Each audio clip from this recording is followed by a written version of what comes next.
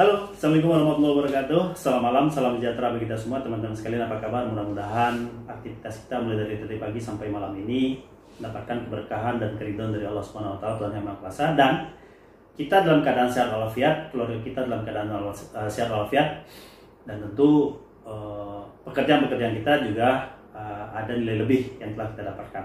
Meskipun kita tahu bahwa tidak semua yang kita kerjakan itu sesuai dengan harapan kita, tidak semua yang kita cita-citakan itu sesuai dengan kenyataan.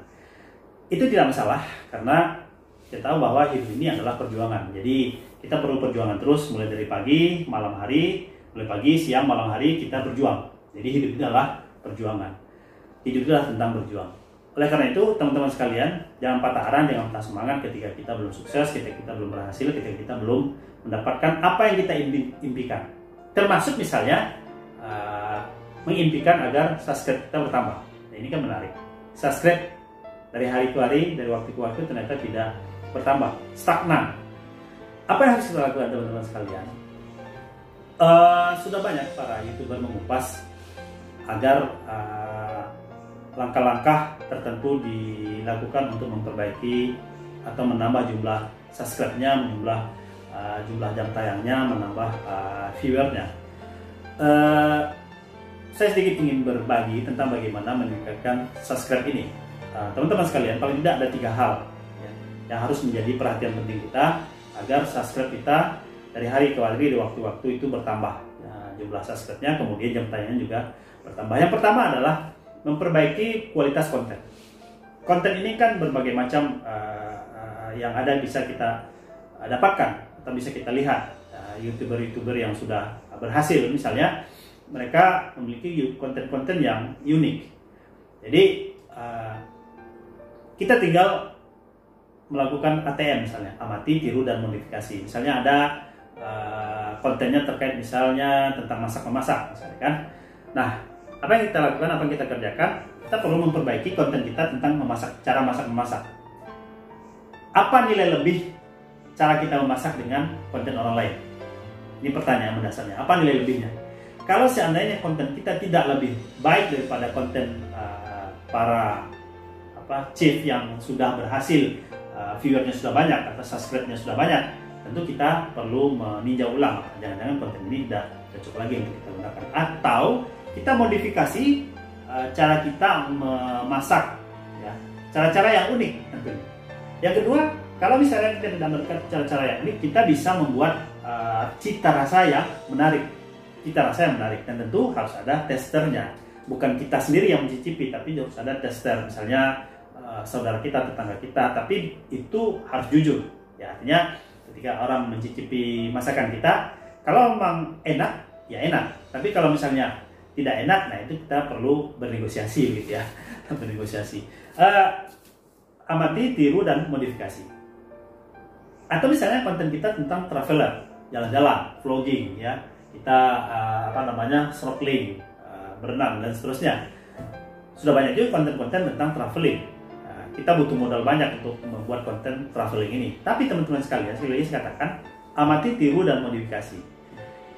Tempat-tempat wisata itu sekarang sudah sangat banyak sekali, sangat banyak sekali. Tinggal bagaimana kita memodifikasi cara kita membuat konten traveling. Cara-cara yang unik, cara-cara yang berbeda, cara-cara yang ada sisi lebih dibandingkan dengan konten-konten yang terkait dengan traveling. Atau konten mancing misalnya, yang sudah sering digeluti oleh para YouTuber. Kita perlu juga memodifikasi tentang konten memancing kita. Kira-kira apa nilai lebihnya nih? Nilai lebihnya konten cara kita memancing dibandingkan dengan konten-konten yang sudah terlebih dahulu sukses dibandingkan dengan kita. Ini yang pertama. Jadi konten harus kita perbaiki. Yang kedua, teman-teman sekalian, yang tak kalah penting dari konten itu adalah cara kita melakukan recording. Ya. Tidak perlu menggunakan kamera yang profesional atau kamera yang mahal misalnya. Kita cukup menggunakan kamera handphone yang kita miliki masing-masing, yang mungkin sudah standar ya, kamera yang standar. Tinggal lagi bagaimana kita mengambil angle, cara kita merekod video-video yang akan kita jadikan sebuah konten. Jadi angle-nya perlu kita perbaiki. Cara kita merekod video yang perlu kita perbaiki.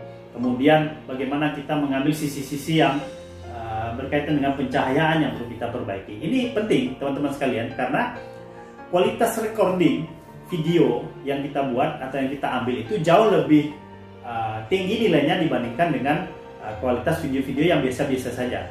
Walaupun konten kita biasa-biasa saja, konten kita tidak terlalu tidak terlalu wah gitu kan. Tapi ketika kita mengambil video atau melakukan rekaman video kita mengambil sisi-sisi yang menarik, sisi-sisi yang unik.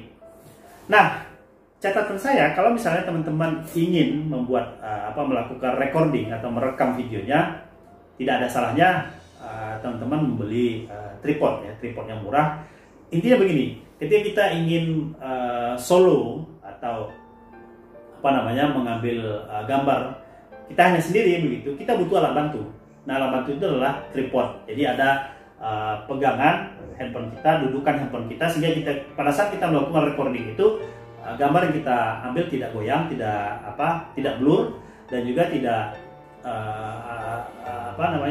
tidak terlalu banyak gerakannya, sehingga gambar kita yang kita ambil fokus. Misalnya kita mengambil gambar mancing, pertama kita ambil angelnya dalam keadaan duduk misalnya, kemudian kita ambil angelnya dalam keadaan berdiri, kemudian kita ambil angelnya yang ekstrim misalnya. Nah, ini akan menghasilkan kualitas gambar yang menarik dibandingkan kita hanya taruh handphone kita di satu tempat kemudian kita mancing. Ya, kita kadang-kadang orang akan bosan melihat sudah banyak kok yang lain membuat video seperti itu gitu kan. Nah, oleh karena itu teman-teman sekalian perlu melakukan recording, memperbaiki kualitas recordingnya dengan saran saya menyediakan alat bantu seperti tripod ini. Dan yang ketiga teman-teman sekalian yang perlu kita lakukan agar subscribe kita bertambah, kemudian viewer kita bertambah, kemudian jam tayang kita juga bertambah adalah bergabung dalam komunitas-komunitas yang saling support, yang saling memberikan dukungan, yang saling memberikan dorongan agar channel kita terus naik dan terus berkembang. Tidak sedikit di dalam komunitas itu yang berhasil mencapai 1K misalnya, 4K misalnya dalam sebuah komunitas. Nah, intinya ketika kita berada dalam komunitas itu tentu ada rambu-rambu tertentu dalam komunitas yang harus kita sama-sama patuhi dan kita sama-sama ikuti. Nah, 3 hal ini mudah-mudahan menjadi perhatian kita bersama. Pertama, kita lihat kembali konten kita, kira-kira konten kita ini apa yang perlu kita perbaiki. Kemudian yang kedua, kualitas recording kita, recording gambar kita, kualitas video kita. Dan yang ketiga adalah bagaimana kita aktif dalam sebuah komunitas sehingga saling mendorong, saling memberikan dukungan, saling memberikan support supaya channel kita tetap berkembang dan terus meningkat. Oke, demikianlah teman-teman sekalian, mudah-mudahan ini bermanfaat dan harapan saya mudah-mudahan channel kita berkembang, subscribe-nya bertambah, jam tayangnya juga bertambah. Dan yang tak kalah penting adalah keberadaan channel kita ini juga memberikan manfaat bagi kehidupan masyarakat secara luas. Demikianlah yang bisa saya sampaikan. Saya akhiri. Assalamualaikum warahmatullahi wabarakatuh.